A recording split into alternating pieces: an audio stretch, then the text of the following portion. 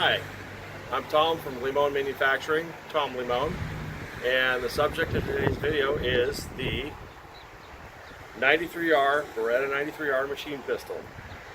We're going to go through and talk briefly about its history, the history about how I got this gun, the history of the gun's existence as far as the creation of the gun, its use, and eventually we're going to get down to stripping it down for you to see the internal workings of it.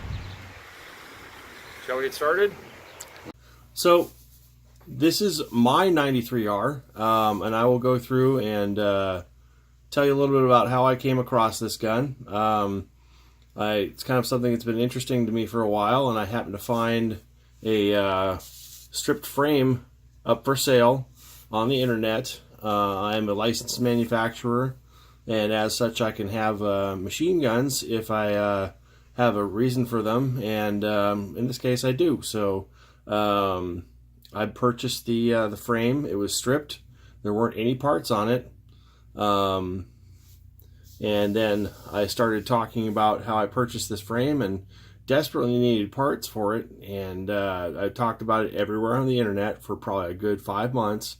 And lo and behold, somebody came up with a complete set of parts. And they only wanted it for the small price of one arm and one leg. So I found a donor, yeah, and sold their arm and leg, kept mine, thank you very much. Now, some of you will recognize this and say, gee, this is a lot like a Beretta 92, and they're largely right. There's a lot of things that are similar to a 92, but let's go over the controls here that are similar to a 92. You have your takedown lever right here, the slide catch right there. Those are all the same. The magazine catch is the same. Some of the small internal parts are the same, but it, of course, on the exterior, you start getting into differences when you look at this. And this is the selector lever, which in the up position places it on semi-automatic. And in the down position, you can see the 3 dots there, and that is 3-round burst.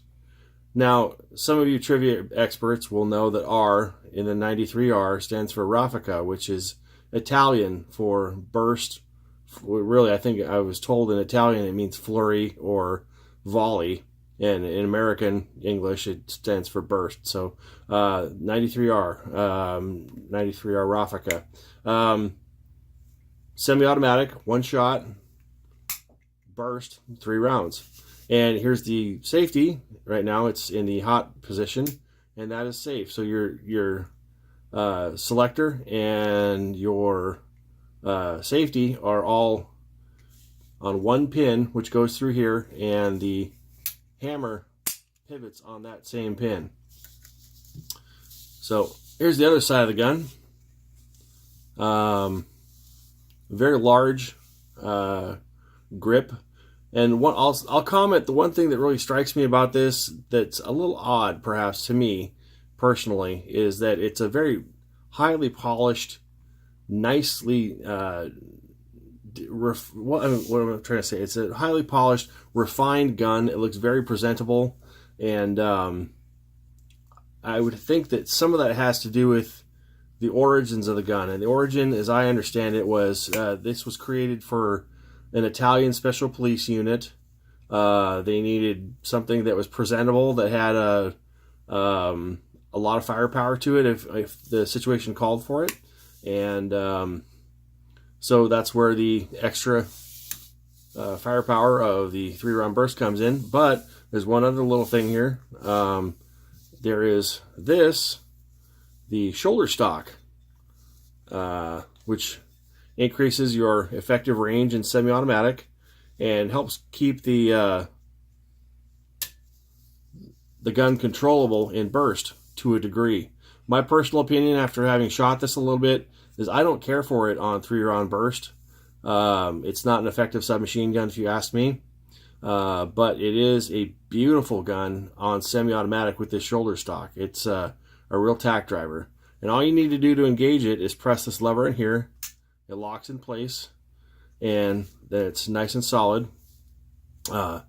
Another thing about this is the forward grip there that folds down like that. And that kind of gives it its characteristic look, if you ask me or others. A lot of people grab it like this. That's not correct, because it's actually potentially hazardous. Now, if you think you're firing this and try to keep it under control, what happens if your hand slips off and perchance slips in front of the muzzle after that? You've just shot your hand, particularly if it's semi-automatic or firing in burst mode. So the design, as it's supposed to be, is you put your thumb in here for your left hand, and your right hand is on the trigger. Now, another thing about this gun you'll find is it's single action only. It's not like the 92s. You actually have to start your firing cycle with a cocked hammer. You can't double action around. I brought a Taurus PT92 along so you can kind of see them side by side. I don't have a Beretta 92 at the moment, at least, anyways. So I mean, you can see those are the differences between the two. Is the grip, the shoulder stock, the fire control components on the inside are quite different, obviously. The barrel has a compensator on it. It's extended and ported, which helps mitigate muzzle climb in burst mode and make it a little more controllable. They actually had two different styles of compensator, and I happened to find an example of the first one. The first one are radial slots like this, and I believe this was used on some of the earlier guns. The development period was sometime in the late 70s, mid to late 70s is when they were developing these, and somewhere along the way they made a few changes, and that was one of the changes that they implemented was this compensator type as opposed to the flash hider style that I was just handling.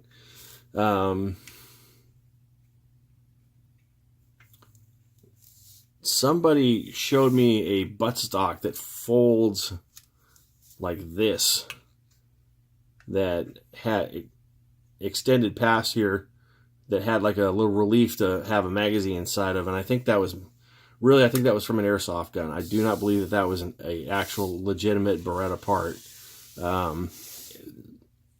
But you'll find a lot of people with airsoft gun versions of this.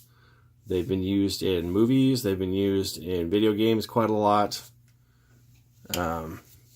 Here's a couple of magazines I have for it.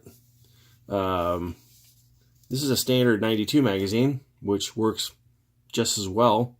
And here is a vintage 93R magazine, and when inserted, goes in there like that, and those work pretty well. One other thing they did later on, as I was talking about advancements, is they went to a 30-round magazine, and that gives you, of course, 10 more rounds and a little more conspicuous profile. So it's not really a concealed carry type scenario there at that point. It's conspicuous carry. So one thing I'll say against these and some of the newer magazines, because these magazines like this one and the 20 rounder can still be purchased brand new from Beretta, because they decided to use them for the PX4, the 9mm carbine that they are manufacturing. They use these magazines, but the springs in those are so absolutely stiff that it takes tools to force the magazine to be full of the ammunition, force ammunition in the magazine. It's very difficult, and this one I think probably jams an awful lot more than it ever should have. I like the vintage magazines that I have that I got with the parts kit when I purchased it. They all seem to work pretty good. So, how about we get into the internal workings of this thing? So we're going to get into taking apart the 93R a little bit. I'm not going to do a full detail strip, but I am going to take off most of the parts that are easily removable. So we'll start by taking off the grip scales, being extra careful not to lose any parts because they are simply not available anywhere. Beretta does not sell parts anymore. They haven't for 25 years. I managed to purchase a order form from Beretta for 93R parts from a collector, and of course Beretta doesn't honor that form anymore, but it's just nice to know what the names of the parts are, because interestingly enough, that many of the parts in here, I don't know what the names of the fire control components are. I have a list of their part names in Italian. So anybody who is a Italian firearms enthusiast and speaks Italian, maybe you can tell me what this stuff means. And just got to finish dressing up the screwdriver here that found in the shop there, and it fits the screw here real nicely. So now we take off the grip scale for the left-hand side of the gun, and you find not a whole heck of a lot, nothing unusual, I would say. Just what you would typically find in a 92, which is just an opening there, and the magazine catch release there. What you do find that's unique to the 93 is you'll find that there's this spring here, which is kind of holds this selector in place when it moves up or down. So you move that up and you kind of see it move a little bit. It's not really staying in place right now. I think it's because it's not cocked. Did I mention this gun has problems? What can I say? It has a couple of quirks to it. So now we'll take it over to the other side and show you what's underneath the right-hand side, and that is where you're really going to see some differences between this and a 92. Underneath this grip scale, which is, if you're holding the gun, feels a little big and awkward. It kind of is, but it's a much fatter grip profile than a 92. But when you take the grip scale off, you will see why, because there's a burst mechanism underneath there. It's not at all like an M16 burst group. In practice, yes. In design, nope, not even close.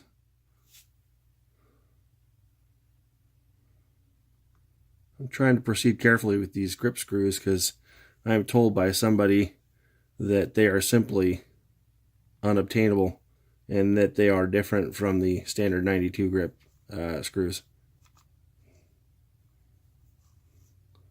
I was offered a lot of money for these things, believe it or not. Maybe I should make a bunch of them or something. I could make my fortune in 93R grip screws.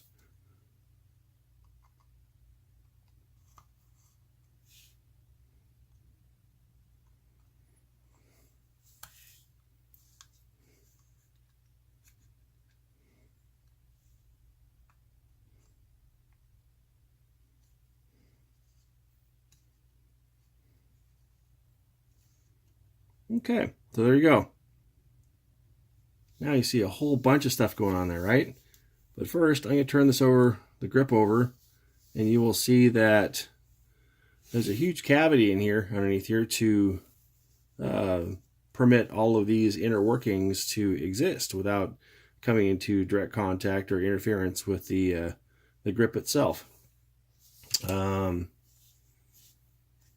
put that back in my spare parts bin. And I see that there's a roll pin here that's kind of coming out, and I think that's probably something I've had to do maintenance on before. So, say for instance we are in semi-automatic, which I believe, okay, that part just fell off because I took the screw off.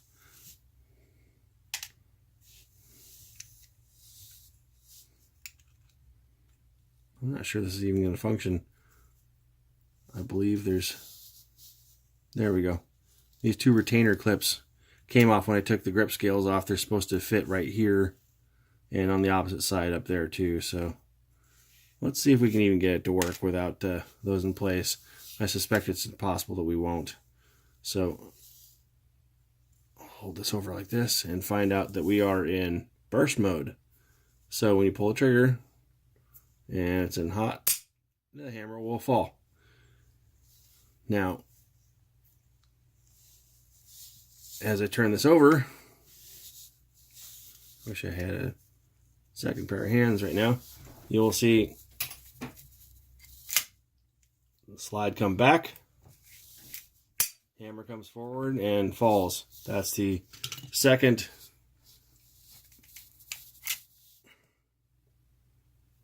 shot. Here's the third shot. And if you were paying attention, you may have noticed that this little ratchet right here is progressing upwards. And that little doodad right there has held down to the very bottom. And now when you pull the trigger, you hold the trigger down, the hammer will stay in the unfired position. So we have reached the end of the burst cycle, and in principle, when you release the trigger, this ratchet should pop all the way back up. Sometimes mine doesn't do that, so let go of that. And mine sometimes takes a little cajoling to get that to happen. There you go. So that's the burst portion of that. Let's see how it works in semi-automatic, if I can get it to work for me, which it looks like it may not want to go.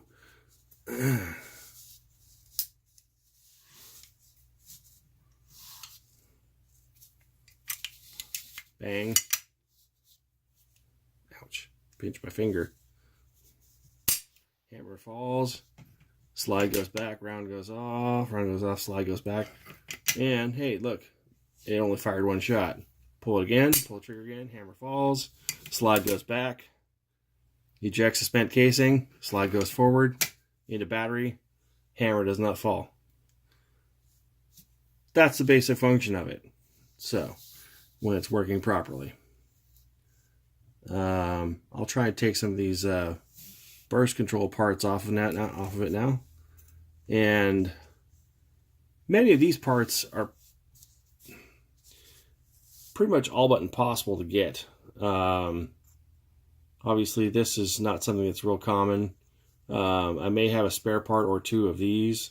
I have a spare part or two of these. The springs, good luck. You're going to end up fabricating your own springs if you need spare parts. And I did have to. I had to make that spring right there. We'll put that back in the spare parts bin. And just for curiosity's sake, we'll see how it functions without that burst limiter on there. Let's hold it in burst. The selector is in burst. We'll hold the hammer down, or pull the trigger down, let the hammer fall.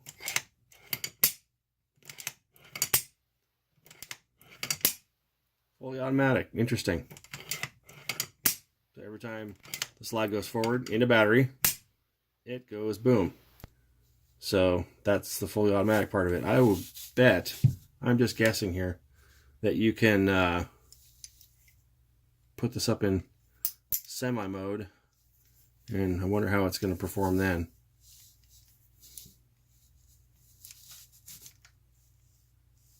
So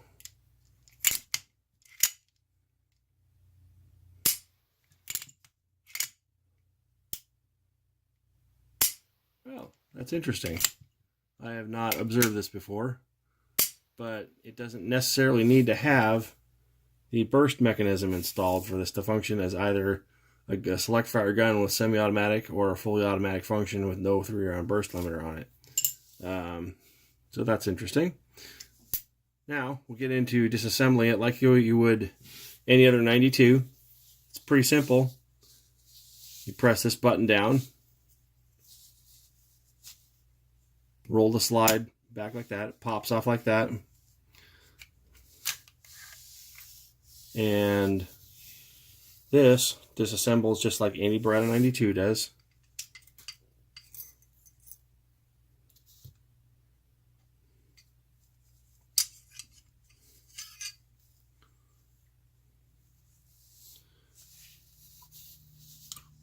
I've seen photos and spoken with people who shoot their 93s a lot, and one person I spoke to mentioned and showed photos of his slide that fractured right here at this locking lug region, and that to me coincides with what I was hearing about the 92s and the difference between the 92Fs and the 92FSs in the, gosh, what was that, late 80s, early 90s, where Beretta actually had to put some safety features on there to keep the slide from flying back after this thing fractures, flying back and hitting the operator in the face.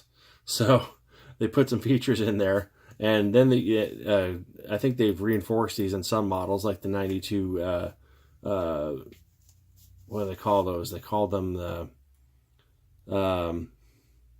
Vertec, I think, or something like that. There's more material added on here on some of those, and it just makes it a little bit stronger. So this one particular person I spoke to mentions that his had failed. He showed photos of it. The frame had cracked, and not the frame, but the slide had cracked, and it was just having a difficult time with things because he couldn't get replacement parts for these. So anyways, really nicely made part, nicely polished, beautiful work. And again, there's two kinds of barrels. One has kind of a radial flash hole for the flash hider type thing, and the other one has ports on the sides of it that act as more of a compensator, and I guess flash hider as well to a degree. So,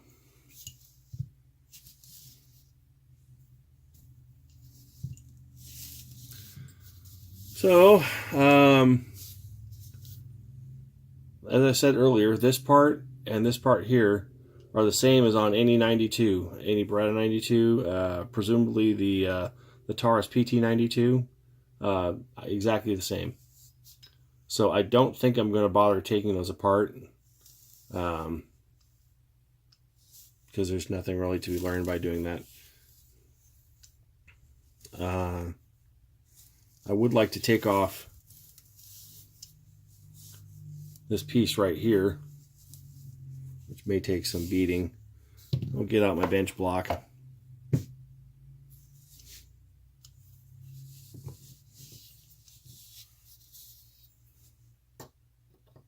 Let's get a proper size punch in there.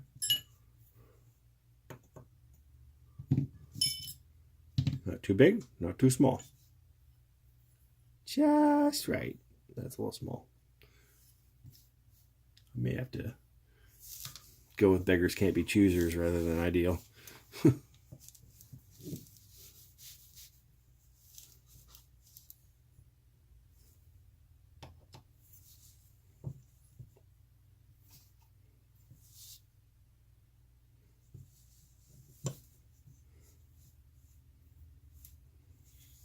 This should work. Okay.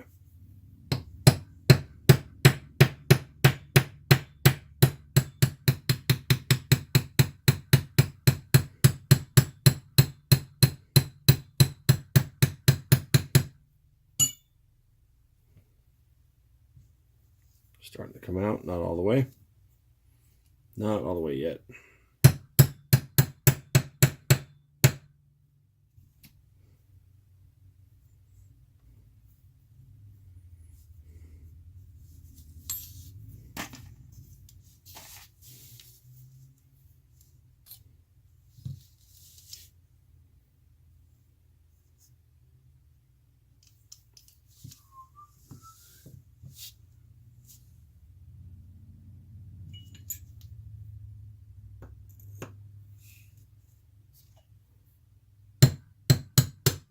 There we go. Okay, so when I pull this out, inside this housing it's under some tension too. I hope this doesn't go flying. There we go. So what we have here is that's the lug that you attach your buttstock onto. But inside here is the spring for the hammer. And it should fall freely. and the hammer is now under no tension at all. Firing mechanism doesn't even seem to work at this point. Probably, not sure why. Don't know. Anyway.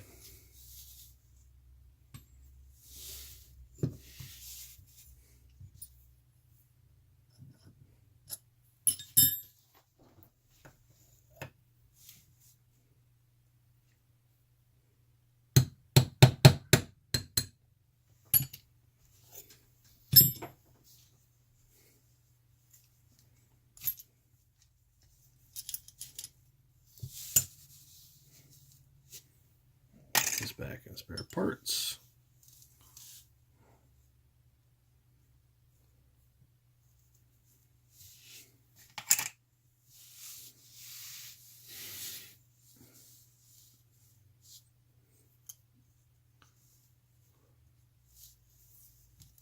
So after some fooling around, we realized that, gee, I just don't have the tools necessary to take this front grip off. Even though I want to, I'm probably going to have to do it in my shop at home rather than in Glenn's studio. So we'll work on taking the hammer apart here, even though I guess that was another thing I kind of didn't want to do, but we'll do it anyways. But you can kind of see that there are a number of things here. It's not simply a matter for those of you thinking, oh, I want to make a machine pistol out of my 92. It's not that simple with these parts. They're not swappable. You cannot take these parts, insert them in your 92, and make a 93R 3-round burst or even fully automatic machine pistol. I'm told there are other ways to do it, but we won't go into that for legal reasons. So let me try and take this apart.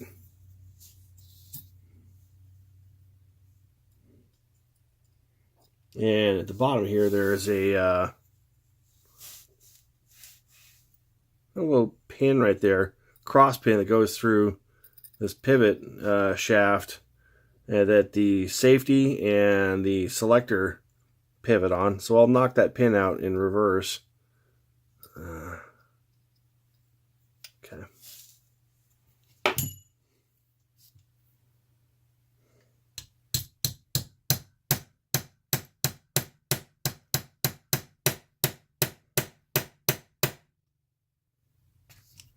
See if we're getting anywhere. It strikes me that when I assembled this gun about 4 years ago that I had a lot of difficulty with this particular pin. So it's entirely possible I won't be able to get this apart, but I am going to try.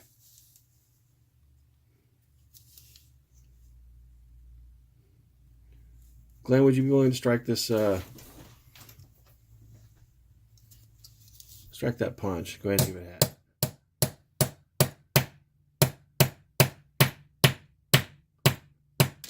It's moving a little bit. Okay, keep going, keep going.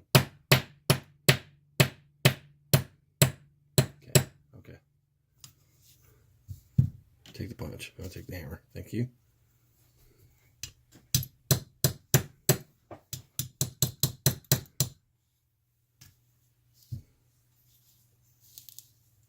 So now we got this nifty little roll pin coming out of there, which is good. And we'll pull this and hope things don't go flying.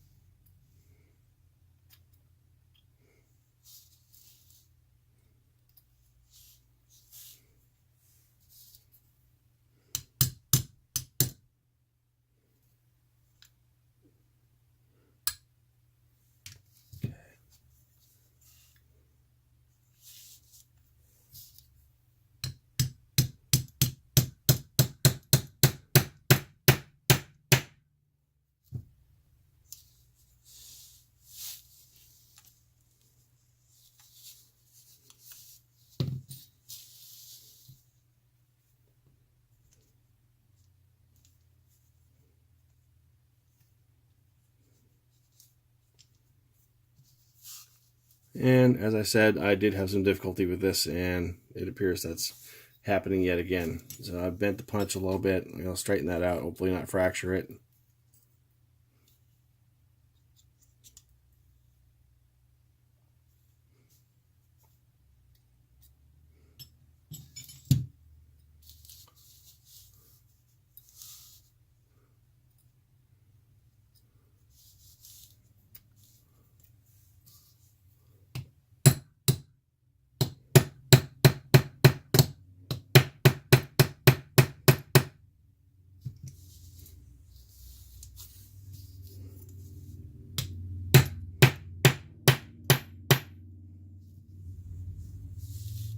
There we go.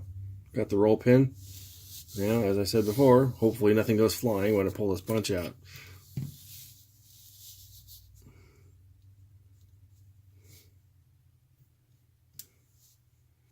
I know there's this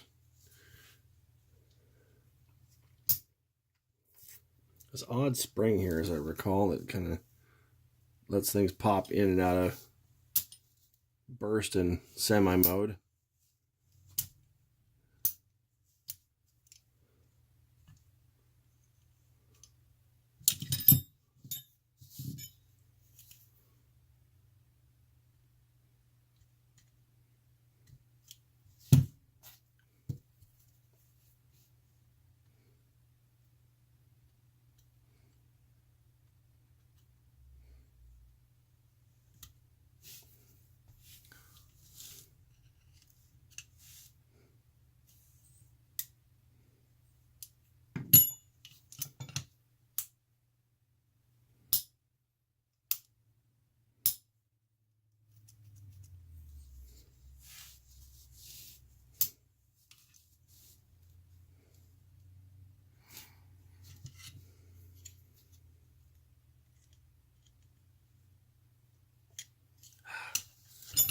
Try to play it cautious because, you know, like I said, all these parts are pretty much made of unobtainium, and I've only...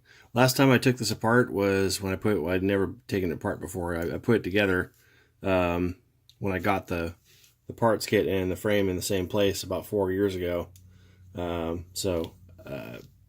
Yes, I own this gun. My company does, but I am not an expert in this. And sadly, there really aren't very many experts around here in this subject. So,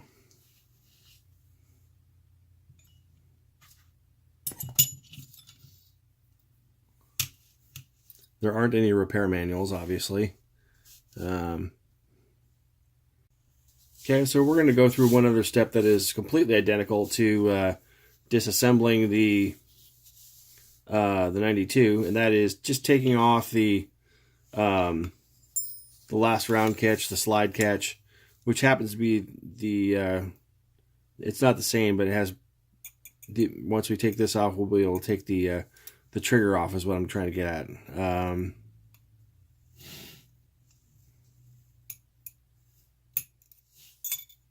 come on.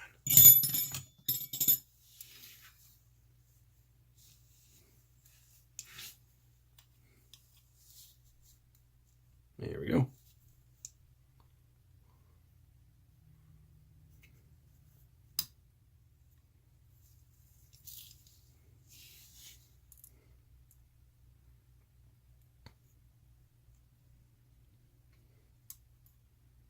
And that is the slide catch being removed. And these parts are completely interchangeable with 92s of many generations. The last time I tried to do a part swap between these to see what fits was using a 92 FS.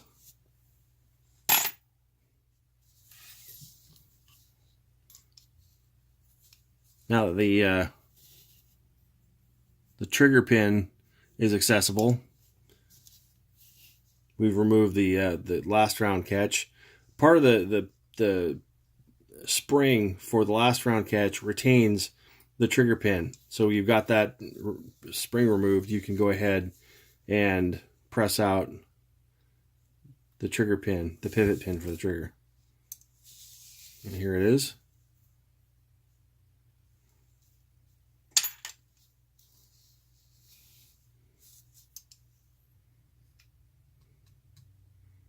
And this will pop freely. And that spring right there is actually what I used when I had to fabricate a new spring for the burst mechanism I showed earlier.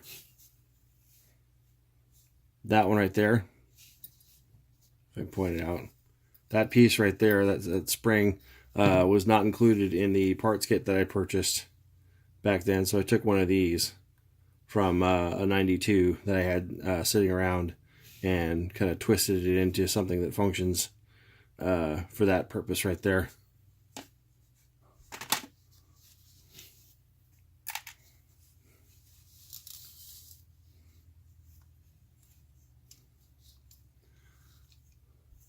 So the trigger is not free. It's still being retained on the pivot, and the pivot is the trigger bar right here. So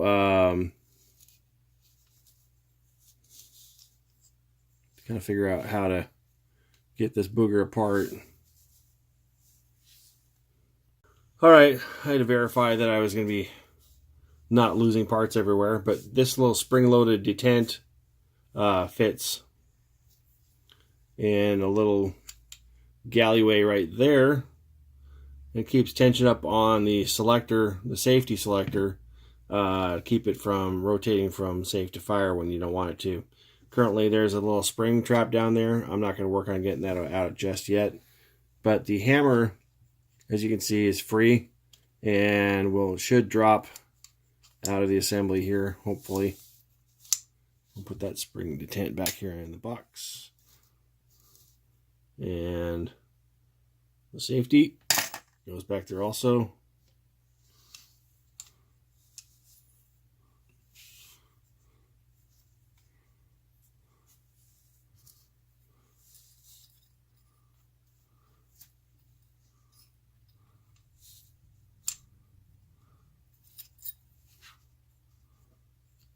Okay, that's it. So this piece up here is kind of the, I believe that's analogous to an auto sear. So press that down and pull the hammer up and out, and boom, your hammer is free. Again, quite a bit different than the standard 92 hammer. So, yeah, you're not going to be able to find these replacement parts too easily. What should drop out right now freely is the hammer strut. It's a piece that fits up in a little cavity here, and it should just drop out now that the hammer's been removed. And boom, there it is. This can be replaced with the 92 hammer strut. I'm pretty sure of that, and hey, don't hold me to it, but I'm pretty sure that that's the case. If you buy a hammer strut for your 93 and it doesn't work, I won't refund your money. This video is made for informational purposes and is worth every penny you paid for it.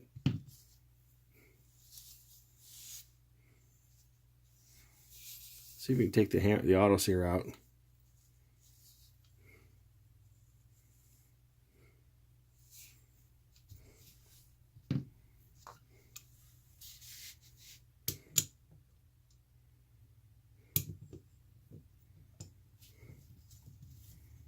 So I'm going to knock out the pivot right here. See if I can find a properly sized punch. I always try to use properly sized punches, because too small and you mess things up, too big you mess up the hole. So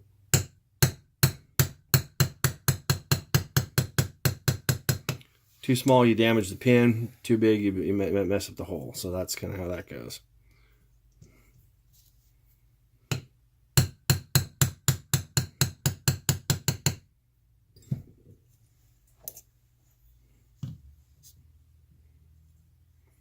Believe it's free. No, not quite free enough yet. Getting close.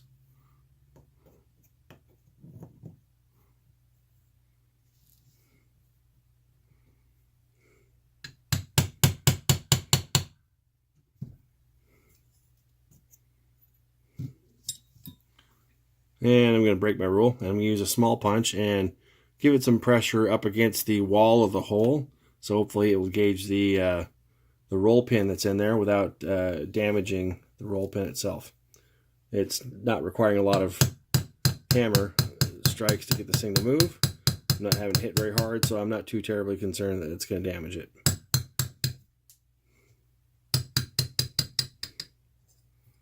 Okay. And that roll pin comes out. And the auto sear comes out there, and the sear spring comes out also. Last thing on here, aside from this, two things. This piece right here, which I'm not going to be able to get to, I just don't have the tools for it right now. And this piece right here, the magazine catch, I think I'm just going to leave that alone. There's nothing exciting about it. Same as you'd find on a 92. They're interchangeable. But I want to end up, my goal is to end up with a bare frame. So I don't know if that's possible, but we're going to shoot for that.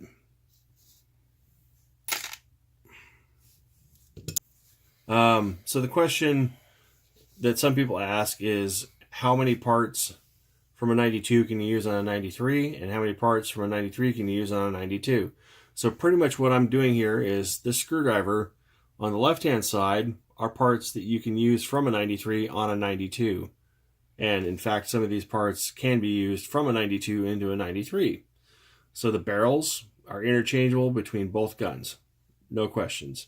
The 93 barrels have different flash hider and compensator ports on them, but otherwise it's the same thing. The slide catch, same part, both guns. Hammer spring, same part, both guns. I'm pretty sure about that one. Don't hold me to that one. The recoil spring and guide rod, interchangeable. Both guns, same thing. This is the takedown mechanism, which kind of goes with this piece right here. Those are the same in both guns. They're the same thing. The hammer strut, I'm not 100% certain, but I'm pretty sure they're the same part. Not certain on that. And again, with the trigger, if you've got something you're building and you want to find out, it's worth just spending the $50 for those parts and find out. And hey, tell me what you find out. I'd like to know. This side over here, you have the slide, which is really not, it won't fit onto a 92 FS. I know that for certain. A 92F, I'm not certain of that either. I think you probably have a better chance with a 92F than a 92 FS if you wanted to try and mount a 93R slide onto a 92F.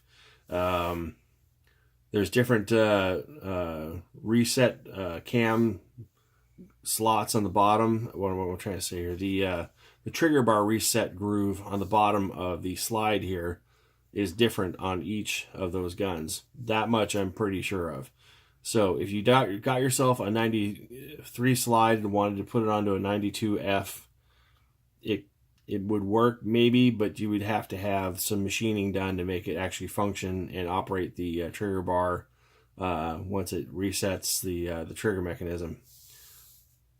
The frame from the 93 is, this particular one is dealer and law enforcement restricted only. There's a handful of maybe 5 in circulation that are eligible for civilian ownership, and they ain't going cheap. Reports are that they're going for upwards of $50,000. If you can find a fellow who actually wants to let his go, or let his go before he dies, that's pretty much your only option, unless you happen to be in the category of government or a dealer with a little bit of good luck and enough money at the right time. The rumor has it from a good source that there were only 50 of these ever imported. This particular frame was imported in 1993. I was able to search Beretta's records on that. They ceased production in 1993. They manufactured them, I believe, from the early 80s, late 70s, early 80s up until 1993. And that's it. No more. Grip scales. These, I'm not certain, but I believe they're specific to this gun, this style of gun. You can't put a 92 grip frame or grip scale onto this gun, and very definitely you can't use the right side grip scale from a 92F or FS on the 93. I can't say for certain if you can use these on the 92F or FS, the Beretta 92s. But there's a stronger chance that you could use these on the 92s than you could using a 92 scale on the 93. It's just not even possible to do the 92 on the 93 with all these fire control components that are contained underneath this grip. This piece right here is the buttstock retention lug.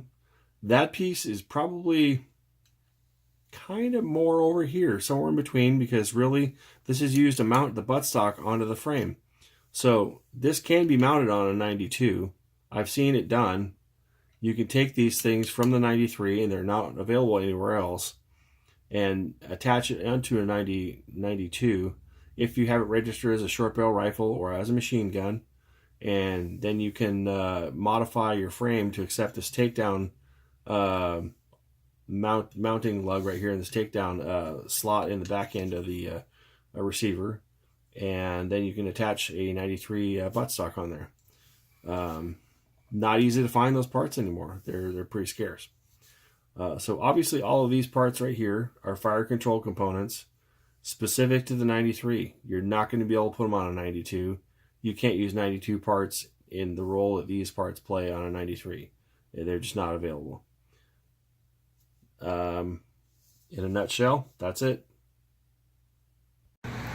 So that's pretty much it. Thanks for joining me. We were able to give you a little background on the 93R, the technical aspects of things, a little bit of the history, and the disassembly. Thank you for joining me. In the next video, we would like to include a reassembly, test fire, and maybe some other stuff. So again, Limon Manufacturing, check us out on Facebook, Limon Manufacturing LLC. There's gunspot.com, which has our company's products up for sale. If you need gunsmithing services or machining services, please give me a call. My email address is machineguntom4@yahoo.com. Looking forward to hearing from you, and stay tuned. We'll have some for you soon. Thanks a lot. Ow.